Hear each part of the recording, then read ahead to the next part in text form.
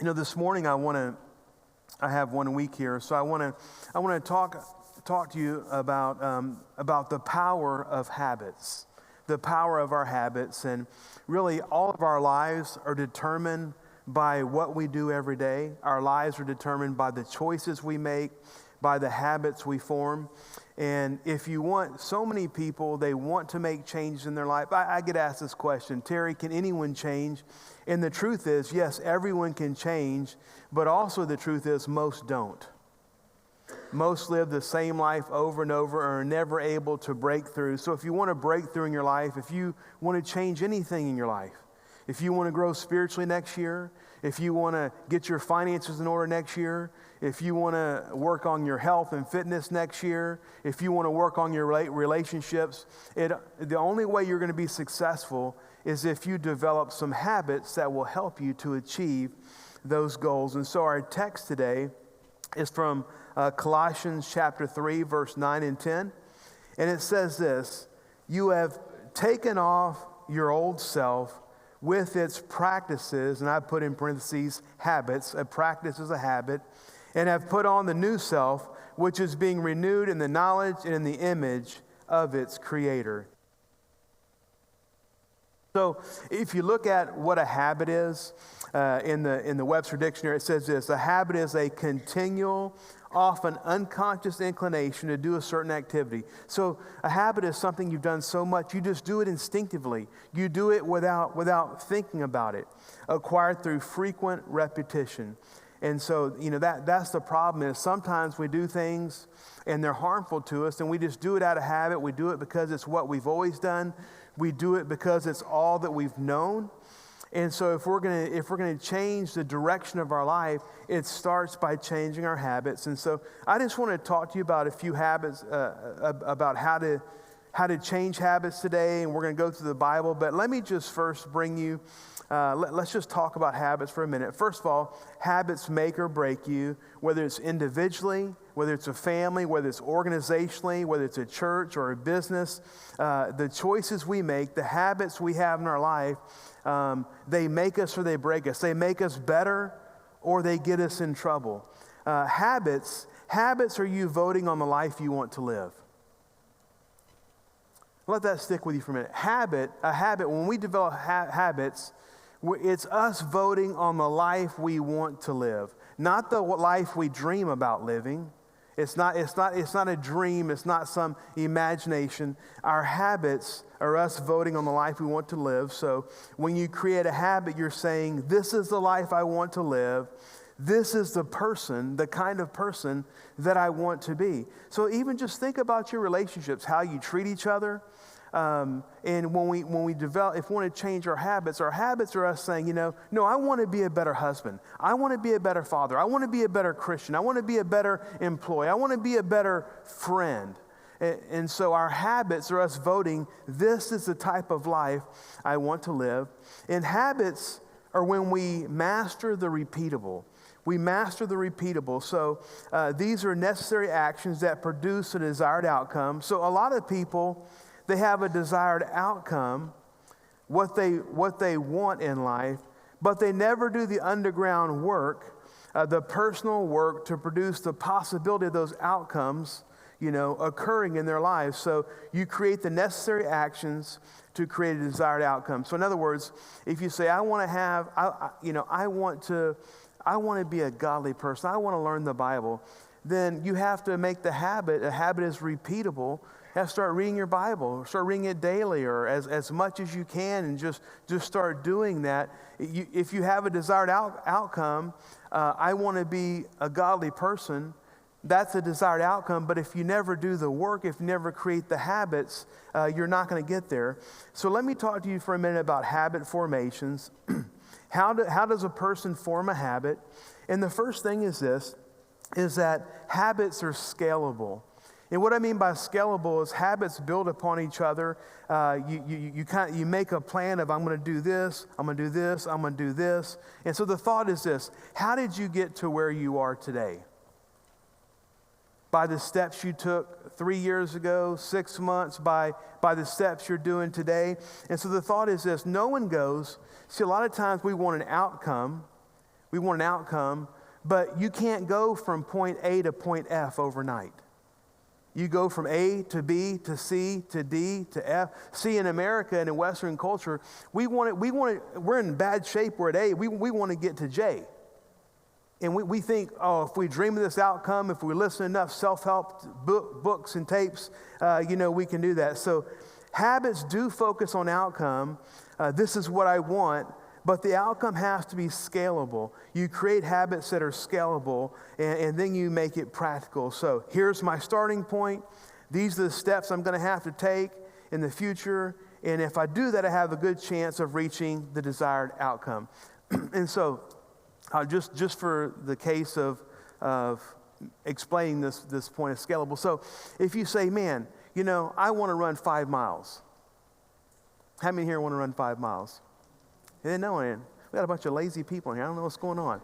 So someone says, hey, I want to run 5 miles. So being fit, being healthy, that's a good thing. But if you sat on your couch eating Bluebell for the last 10 years, if you have never run 1 mile, what are your chances of really running 5 miles? So what I mean by it's scalable, something like this. Hey, I'm going to start walking 30 minutes every day.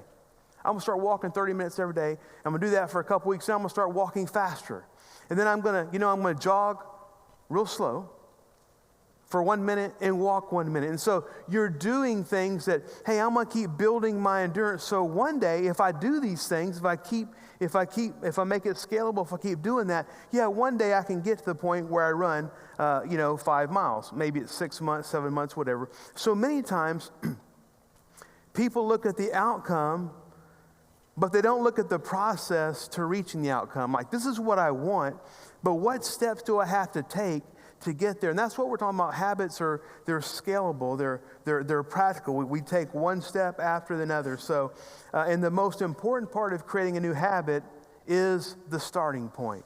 So if you say, hey, I'm going to wake up every morning an hour before I have to go to work. I'm going to wake up at 6 a.m. or 5 a.m. and I'm going to have my devotional time. And so that's the starting point. 6 a.m. Tracy and I, this last year, we went to Ireland for several weeks, and it was our 30th anniversary, but we did really good. We made it by 34. So, COVID just messed things up. But in Ireland, it's like, in many cases, the countryside is just like it was, 50, 70 years ago, 100 years ago. And so what happened is they don't have fences like, here in the States, we have like wooden fences. They just pile up. Their fields had rocks in them, and they just pile them up between all the landowners, and so there's a big rock wall. And so years ago, when the kids would want to run home, before transportation, all that, they would take shortcuts through the field. But when you're a little kid, the only problem is some of these walls were pretty big. And so what they would do is they wear hats, saying you didn't come home without your hat. So they would throw their hat over the fence. Throw their hat over the wall. And they knew that, man, if I throw my hat over the wall, I have to get over the wall because I can't come home without my hat. At some point, if you want to create habits, like some of you are thinking, well, in January, I'm going to start this. Well, why not Monday? So at some point, you got to throw your hat over the fence. And throwing your hat over the fence, that just says, I'm going to quit making excuses. I always make excuses, and I've said this, we are professional excuse makers. We all have excuses why we can't do something, why we'll start in 3 months or 2 months or whatever. When I was a little boy, a real famous minister named Larry Lee came to our church. And Larry Lee, one of the most impressive men I've ever met, just really, really powerful man. And he was selling this book, and he was going on a tour. The book was called Could You Not Tarry 1 Hour? It's about, the disciples praying, how they fell asleep. They couldn't pray for 1 hour. And he went all over the country, trying to get people to pray for an hour. And I'm thinking, man, so I'm 13, 14 years old. So I said, okay, I'll commit to praying for an hour. How many of you know that if you've never prayed for 30 minutes, you're not going to pray for an hour? So I set my alarm. I got up. I'm 14. I'm doing good. I got up. Man, I prayed. I'm not going to look at the clock. I prayed for everyone I knew. I prayed for the missionaries. You know how we say we'll pray for missionaries and we never do? Well, I did, okay? I prayed for the missionaries. I prayed for my parents. I prayed for everyone I knew. I prayed for my teachers to like me. I prayed for me. I prayed for everybody. I cast the devil out of everybody. I mean, I prayed everything I could look at, and I looked at it, it had been 16 minutes. I was physically exhausted. But how many of you know that the problem is I tried to form a habit, but it wasn't scalable. Start praying 15 minutes. Once you get to 15 minutes, it naturally goes to 20. And you start working your way up. My point is, if you don't make a habit scalable, hardly any of us can go from where we are to where we want to be in one step. That's a giant step. So we have to work our way up. And listen, the disciples did that too. They couldn't pray for an hour either. And later we see them praying for days at a time. And so anyway, the next thing is that habits are specific. And too many people try to change everything and they end up changing nothing. So to understand that you cannot change everything, but you can change something. And if you want to change your life, I want you to think about what is the number one habit that you need to form that would change your life. There's actually a book written several years ago, and the title of the book, it's about keystone habits. And so a lot of people, they want to change 10 things in their life, but what they found is everyone has a keystone habit. And it's that one habit that if you change that one habit, everything else just falls in line. And I think the keystone habit for us is when our relationship with God grows. If our relationship with God grows, all of a sudden we're a better husband, we're a better father, we have more patience, we have more self-control. It just kind of rolls in. So specific that you have to set a time. So my devotional time will be at this time and I'm not going to miss. I'm going to exercise at this time, and I'm not going to miss. You just make a commitment to it, and you follow through it. So, habits are scalable. They have a starting point and a plan to get to the desired outcome. Habits are specific. When I read that book about the keystone habits probably a year or two ago, they told a story. It's a really amazing story. There was this lady, and her life was a mess. Her husband had just filed for divorce. She was overweight. She was a heavy smoker. She was an alcoholic. She was depressed. All of her credit cards were maxed out. And I mean, her life was a mess. And so her husband divorced her. And so she was depressed. And so she'd always want to go to Egypt. So she got a new credit card so she could put the trip to Egypt on it. She went to Egypt. And when she was at Egypt, she saw this thing. They had this excursion where you would hike out into the desert. And it was a 10-day hike. So you had to walk all the way out there, and you hiked, and you lived in tents, and lived like the nomads or whatever. But anyway, that just excited her. So she said, in a year from now, I'm going to come and I'm going to take that trip. So she went home. Nothing had changed. And she said, you know what? She said, if I am going to walk all those miles, I have to start walking. She's like, I never walk. I never exercise. So she started walking every day. Every day she started walking. Started walking 1 mile, 2 miles, 3 miles. But then something else started. She started to have energy.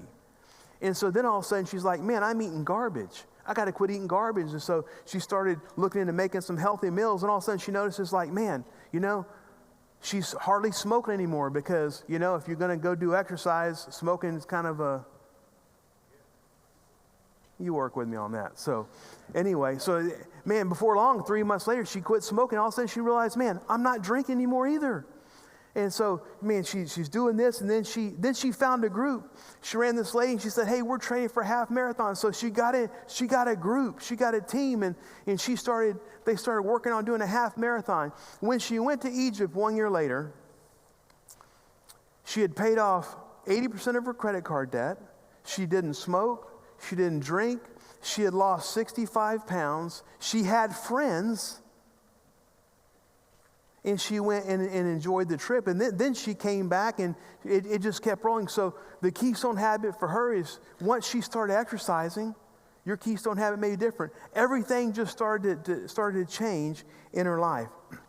And so what I'm saying is, a lot of times we want to change everything, but we can't change everything. But if you change one thing, if you attack one thing, once you get that, other things start falling in line. So again, habits require strategic thought. You have to put a timeline on it. If you don't put it on the clock, it will never happen. So there needs to be a time frame. This is the time, these are the steps that I'm going to do. The next step is that habits require staying power. And by staying power, you could say determination or a no-quit spirit or whatever, but staying power allows you to cross the invisible line. The reason that we try to change habits or form new habits and we don't is because we don't realize there's an invisible line. There's an invisible line in your life. There is an invisible line in my life. And it works like this. See, at first, when you change a habit, it's not fun. It's like all effort. It's all discipline. It's you're not wanting to do it, but you've decided that you're going to do it. So at first, you don't feel anything. Man, you're waking up at 5 in the morning, 6 in the morning. Man, it's no fun at all. Exercising, man, that's painful. Changing my eating habits, man, that's terrible. I really like Bluebell, Now I can't have Bluebell anymore, And so everything it's a resistance factor because you've never done it before. So you're trying to change this. So you're doing something, you're doing something you've never done, and it's like running into a wall every day. But then what happens is you do it a week, it's no fun. You do it 2 weeks, it's no fun. You do it 3, you do it a month. But after a while, you start seeing that things are changing. And then things start rolling. And man, if you can make it the 90-day mark, see, the problem is to form a habit, you really got to make it 90 days. You got to make that 90-day mark because at the end of that time, it's scalable. So you're making progress. And then all of a sudden, you get a breakthrough. So when I say cross the invisible line, you go from wanting an outcome to creating an outcome. That's what I want. But when you cross the invisible line, okay, now I'm doing it. So by the 3rd month, this is who you are. You've been voting on the life you want for 90 days, and you're closer to seeing it become a reality. So when you start, you're saying, this is what I want to do. And as you continue, you say, this is what I do. And then after a few months, you're saying, this is who I am. So a habit, again, it's you voting on the life you want to live. When you form a habit and you do it repeatedly, it's who you are. It's who you have become. So, just like we all have habits. Some of them are good, some of them are bad. But I have habits today that it's just who I am. And, I get up here and I try to encourage our congregation to be generous and give because I know that God will bless you. I know what it'll do for your life. Do you know why I do that? Because I'm a giver. I'm a giver. I would not receive any money from anyone if I couldn't tithe on it. I'll tithe on birthday gifts. I'm a giver. It's who, and Tracy is too. And we not only tithe, we give above that. Most years we give about 25% of what God blesses with us to other things. We help family members. We help church members. It's who I am. And so, see, some people want to give, but it's not who you are. You've never developed the habit of, man, I'm going to start giving and I'm going to start increasing what I give. You don't make it scalable. So in your mind, you want to give, but you've never become a giver. Some different things like studying. I love to study. It's not what I do, it's who I am. So I'm reading books, I'm listening to podcasts, I'm in my Bible. Because I like to teach people. And if you don't grow, you can't teach people. Some of you have been coming to church for 15 years. And one thing, the only time I teach the same sermon, I teach the same, sometimes I have to teach on the same topic, but I try to change around. I'm not regurgitating stuff every couple of years, but because I'm still growing and praying and listening to God. It's who I am because I've been doing it for a long time. So the reason. So let's back up a little bit. The reason, have you noticed that bad habits are so much easier than good habits? They are. Do you know why? Maybe this will help you. The reason that bad habits are so easy is because when you act on a bad habit, you get instant feedback. You get instant satisfaction. You get instant pleasure, okay? It's like, have you ever noticed I said, okay, you know what? I'm going to change my eating. I'm getting off track here. I'm going to change my eating. And so next thing I know, I'll go to a Christmas party. And they're just like a buffets of evil stuff going around, you know? And instinctively, I just grab something. I'm not even thinking about how I change, I just grab something and I eat it. And you know what? I eat it and I love it. Like, this is the best sin I've ever committed. Like, this is awesome, right? It is so good. Why? You know, because instant feedback, you know? You eat a bowl of Bluebell ice cream. I have a thing for Bluebell, by the way, you know? And, you know, it's like, boy, instant feedback. You go run a mile, it's not instant feedback. You hurt a little bit, all this kind of stuff. And so anyway, here's the thing. The opportunities for bad habits are everywhere. But to form good habits, you have to create opportunities. You have to create opportunities for yourself. I'm going to wake up earlier. No, I'm going to plan what I do, so I plan things out. So again, so think about this. So if you're trying to do something, if you try to change a habit, the first day you don't get much feedback. You know, the first week you don't get much feedback. Maybe after a month you start seeing a little bit of feedback. But man, if we can make it 2 months, 3 months, the 90-day mark, and we've been disciplined and we've been efforting, what happens is when we see that our lives are changing, we get excited about the habit. We get excited, and now we're getting feedback, and now there's not that invisible line. Now there's not that wall of resistance because we're really starting to see some things in our life. So habit formations in the Bible, whenever you read the Bible, hopefully you've noticed this. Whenever you read the Bible, there's always details there that don't have to be there. And whenever there's details that are in the Bible that are really not necessary, God's trying to speak to us. He's trying to give us a clear picture. So let me read Luke 4:16. This is Jesus. It says he went to Nazareth, where he had been brought up, where he grew up. And on the Sabbath day, he went into the synagogue, as was his custom, and he stood up and read. And so do you know that all it had to say is Jesus went into Nazareth, they went to the synagogue, and he went to the front and he read. That's all it had to say. But what did it say? It says, as was his custom. So what's the point there? The point is that Jesus had a habit.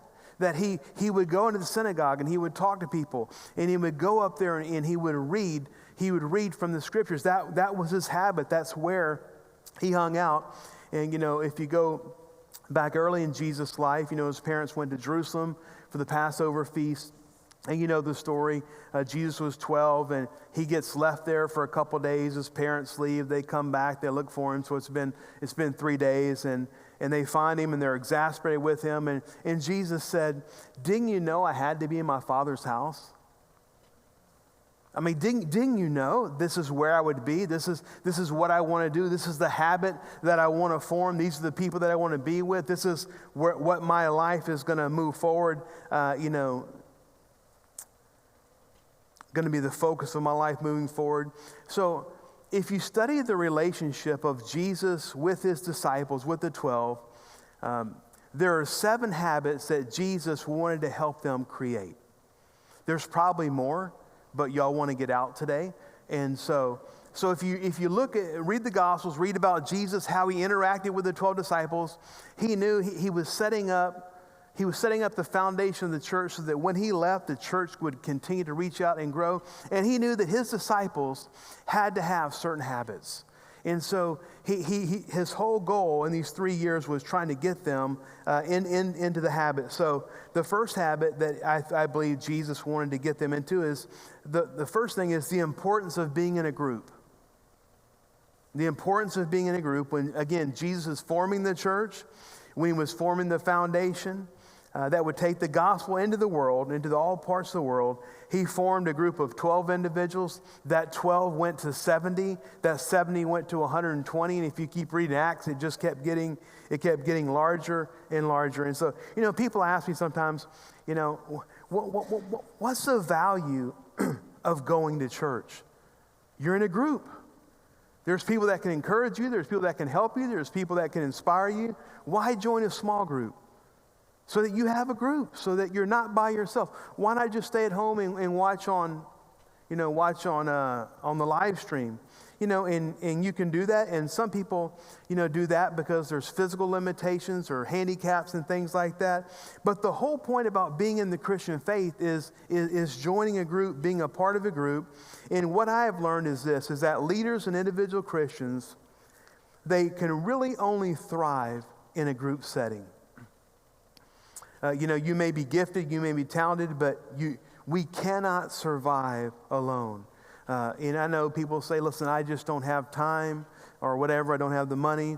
When I was young in ministry, it's changed somewhat, but when I was young, I used to spend so much money going around to a lot of conferences with seasoned pastors that I need to learn from, that I wanted to be mentored from. I'd fly all over the country to go to John Maxwell conferences and things like that where I could just be fed. And so again, none of us have time for everything, but you need to make time for a group of faith, for a family of faith. You need to have Christians that know you, that can challenge you, that can hold you accountable. That needs to happen.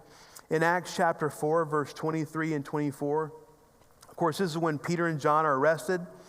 And it says, on their release, Peter and John went back to their own people and reported all that the chief priests and elders had said to them. And when they heard this, they raised their voices together in prayer to God. So Peter and John had a group. They had the group of the disciples and all the people serving God. And so when they were in prison, these people were praying for them. And when they got out, they came back and reported to them. And all the people, were just so excited and encouraged by that. How many of you know that when we're praying for other people, our other friends, and if they get a breakthrough, that should make us happy? We shouldn't just pray for ourselves. We should pray for all of our friends in the faith. We should pray for the group, that we're with. So the question is today, where's your group? Where's your group? It's very possible. It's possible to come to church, come in late, sit on the back row, leave early, whatever, and you not have a group. So where is your group? And you've got to have a group that feeds you spiritually, that encourages you spiritually. That's a habit that Jesus wanted his disciples to have. Number two, you have to be committed to a cause. You have to be committed to a cause. Jesus told the disciples this in Luke 10:2. He said, the harvest is plentiful, but the workers are few. Ask the Lord of the harvest, therefore, to send out workers into his harvest field. So Jesus is telling his disciples, look, the harvest is everywhere, and I'm sending you out. You're going to go all over the place, but you know what? You can't be a kingdom builder if there's not people working with you. You can't build a successful ministry. You can't build a successful church unless if you have other people committed to the cause. And the harvest is everywhere, but you need workers. You need people that are committed to the cause.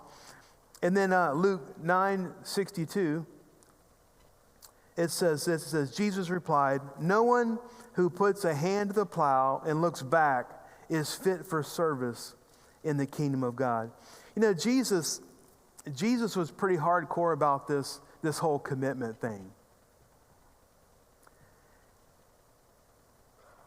And he made some hard statements, and one of them is like, look, if you act like you want to be in the kingdom and you put your hand to the plow, like you start doing something for the kingdom and then you quit and go back, you're not fit. Another translation, you're not worthy. You're not worthy of the kingdom of God. And I say this, so many people today are committed to so many causes.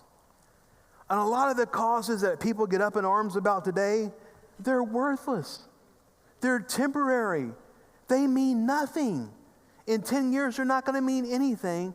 And if we've given our lives to Jesus and if we're all in for Jesus, Jesus says, look, you have to choose what cause you're going to be committed to.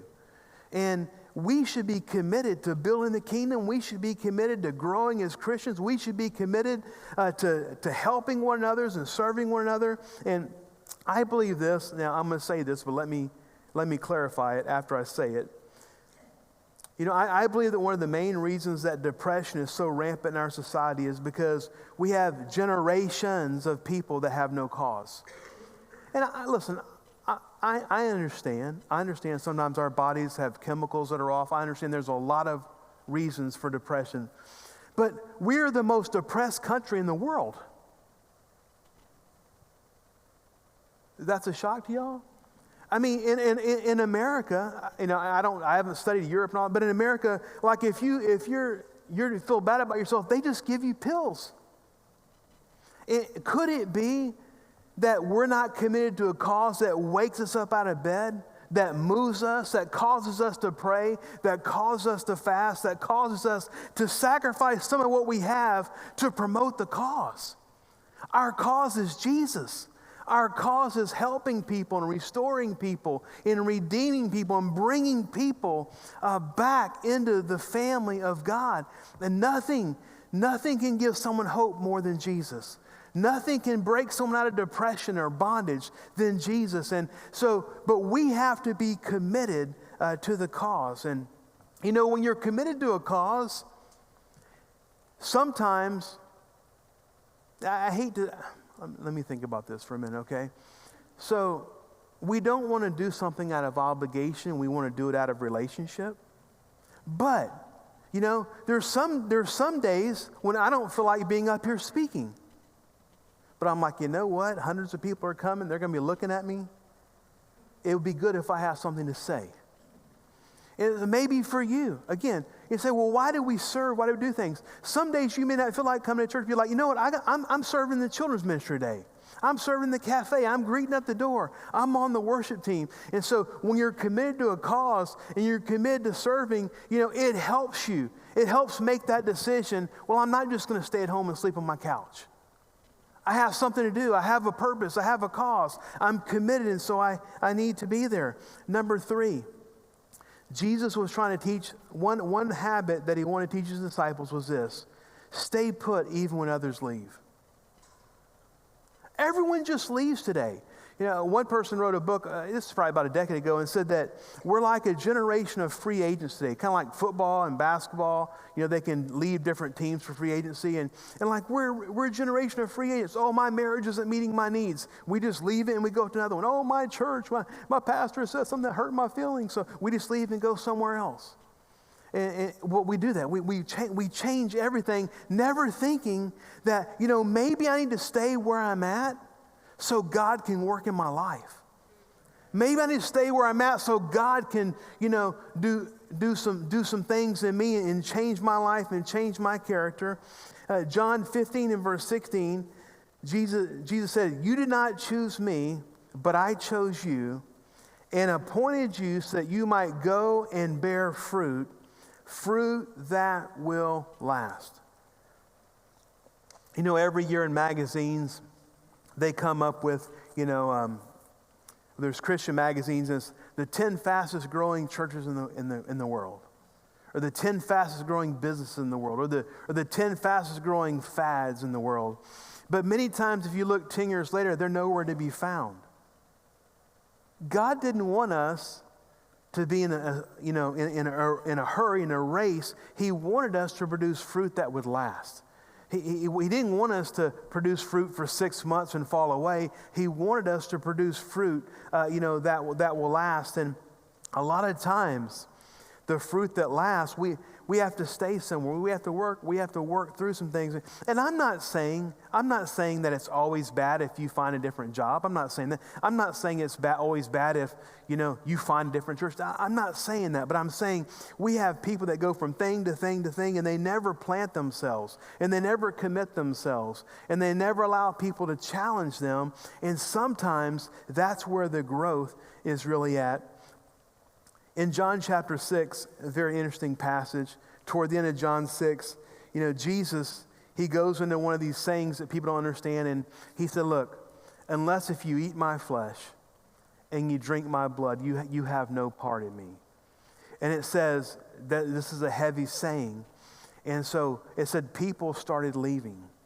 And Jesus looked at the 12 and said, are you too going to leave? And they're like, hey, we have nowhere else to go. And what Jesus wasn't talking about like eating his natural flesh. What he was talking about is, if you don't accept all of me, The only way you can believe in me, you have to accept all. It's all or nothing. And of course, the Lord's Supper went on to commemorate that time. And so the question for you is, do you have the habit of staying with things? Can you stay somewhere and work through things? Or are you always just bouncing from one place to another? Because if you're a bouncer, you don't grow. You just don't. So the habit of staying even when others leave.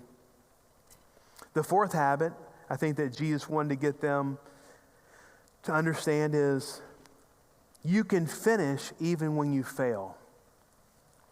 And I think what Jesus was trying to tell them that failure isn't final unless if you quit. Isn't this good news, church? Even when we fail, we probably fail every week. Even when we fail, we can still finish. We can get up and we can finish what God asks us to do. And so the amount of failure that Jesus put up dealing with his disciples is amazing. It's just amazing. You know, when Peter denied Jesus 3 times, then Jesus comes back and has a conversation with him. Peter, do you love me? Feed my sheep. Peter, ask him 3 times. Peter, do you love me? Feed my sheep. What was Jesus saying? Hey, you had an epic failure. You denied me. That's an epic failure. But what I'm asking you now to do, I'm asking you, listen, you're forgiven. I'm asking you to forget that, and I'm asking you to finish. When I leave, when I go back to heaven, I want you to go and I want you to finish. You keep doing the work that you were created to do. And probably like all of you, man, in my 25 years of being here, starting this church and everything, the amount of failure that I have experienced is epic. I mean, a lot of it's my own fault. I had all these grandiose plans, and I have a plan, it just doesn't work, But how do you know that even if you do something that doesn't work, or it's not a success in your eyes, you can still get up and finish. You can learn from your failures, and you can do better. So Jesus asked Peter, get up and finish. Success hides your failures. You can choose to finish even if you fall along the way. And I don't know who that's for this morning. That's for a lot of people here this morning. There's a lot of Christians who think, I tried and I failed. I was a leader and I failed, so I just can't be in leadership anymore. That's not biblical. You got to get up and you got to finish. And, the thing is when we fail, we ought to be more motivated and more excited to start again to get the failure out of our mouth. If you sit there and wallow in your failure, that brings about depression and so much. You got to get up, you got to finish. Number 5 is this. Jesus wanted his disciples to create the habit of learning from the best. Of course, they had the chance to sit at Jesus' feet to learn from the best. And so we have to learn from better, and better is all around us. And, this is something that I've developed in my life, and I have so many pastor friends and so many friends, and they're not better at me in everything, but they're better at me in some areas. And so I try to learn from if someone's better than me at something, if a pastor is more gifted or talented, they're better at something, I try to learn how to do that. For example, I'm a teacher. I'm a teacher, so I can teach. I can fall out of bed in the morning and I have an outline. It's not a problem.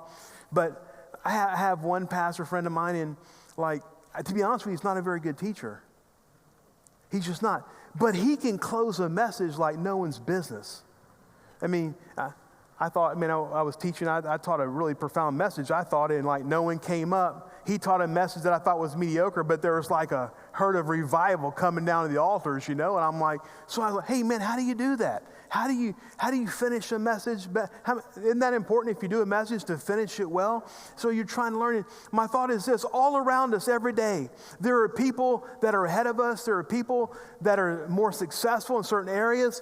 And again, get people in your life, that are better at something, and try to implement that in your life. You may not be as good at them as them in a certain area, but all of us can get better. So we have to have the habit, because what happens is if we don't have the habit of getting better, we get comfortable. And when you get comfortable, you don't grow. Many Christians, their biggest problem is they're very comfortable being comfortable. They don't want to be challenged. And I'm trying to challenge you, hey, we need to keep growing, and better is all around us. Find people. If you need to work on your marriage, find a good Christian couple that has a good marriage, and just go and sit with them and learn about how to do that. I'm really surprised. This is the biggest thing that shocked me when I was a pastor. When I started pastoring, I was naive. They didn't tell me this in the seminary, but I thought when people come to church, they just wanted to grow.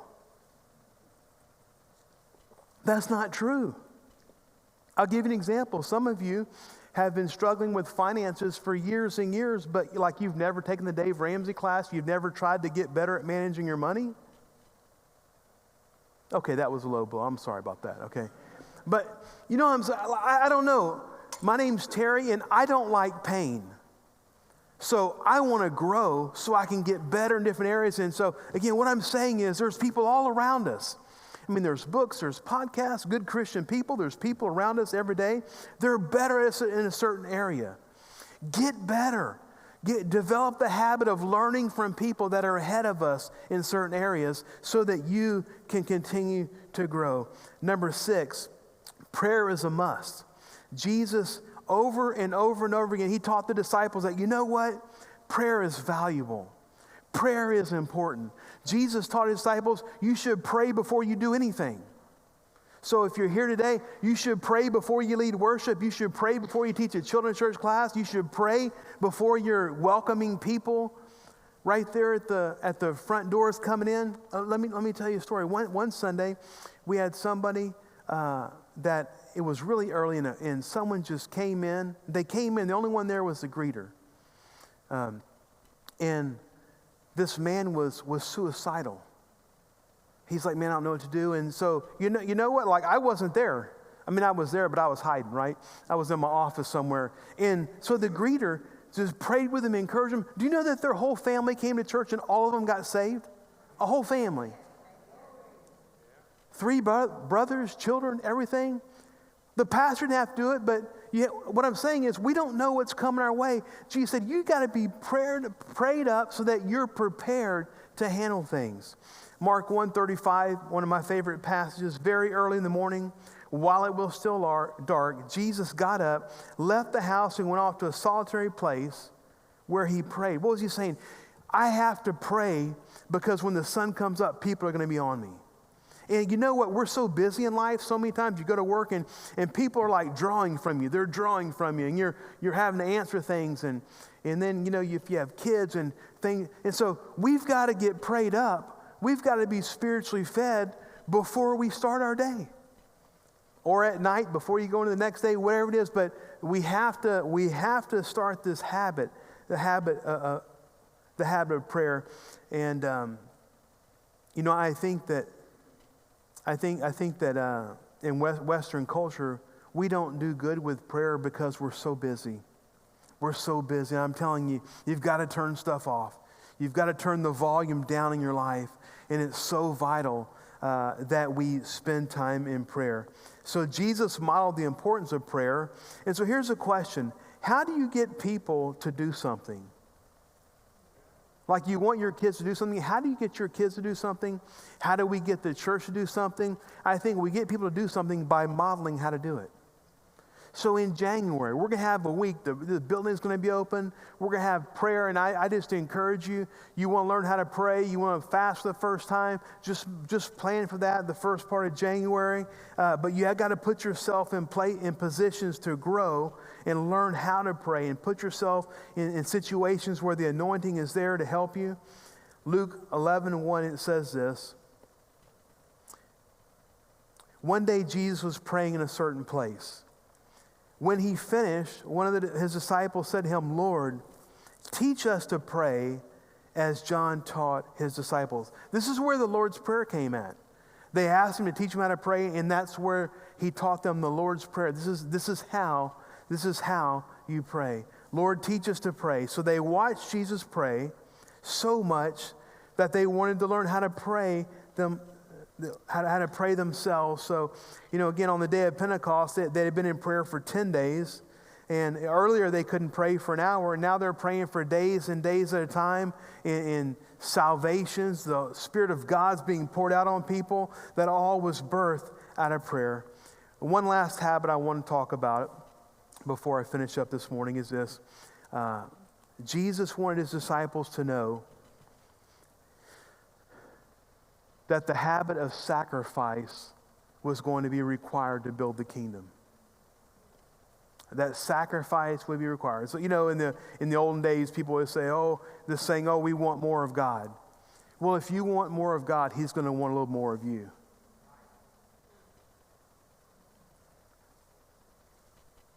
It's easy to say, I want more of God. And what I've learned is people grow until the price comes too high. See, in the beginning, we get saved and we're growing. Then we get to a place where I got to give that up. I'm good. I'm going to heaven. Right? And so we want to keep growing. More is going to be required for us to grow and for us to continue to take steps with the Lord. So these are just a few habits that Jesus taught his disciples. And, I hope they inspire you as you finish this year strong and move to the next year. And so I hope that as I'm speaking, I really hope that you'll think about this message this week, because all of us can continue to grow. And what is the one habit that if you could change this next year? What is the one keystone habit that if you could change it, it would just open doors for other areas of your life to improve and grow? Would you stand with me today? Father God, we come before you in the name of Jesus, and we're just so thankful. We're so thankful for all your blessings in our life.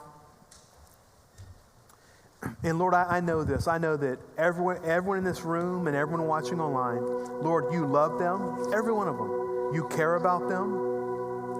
You have compassion for them.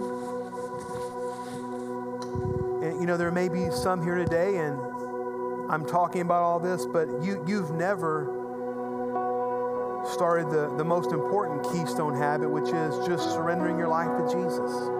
Just saying, Lord, I just give you my life. I surrender my life. I ask you to be my Lord and Savior. I want you to come into my life. And I just surrender everything to you. I'm going to have the prayer team come up this morning. And we always like to close in prayer. And if you need prayer for anything this morning, if you want to give your life to Jesus or recommit your life to Jesus, this is a great opportunity to come up and to receive prayer. If you don't need prayer, let's just worship for a moment, and then I'll come back and dismiss us in just a minute.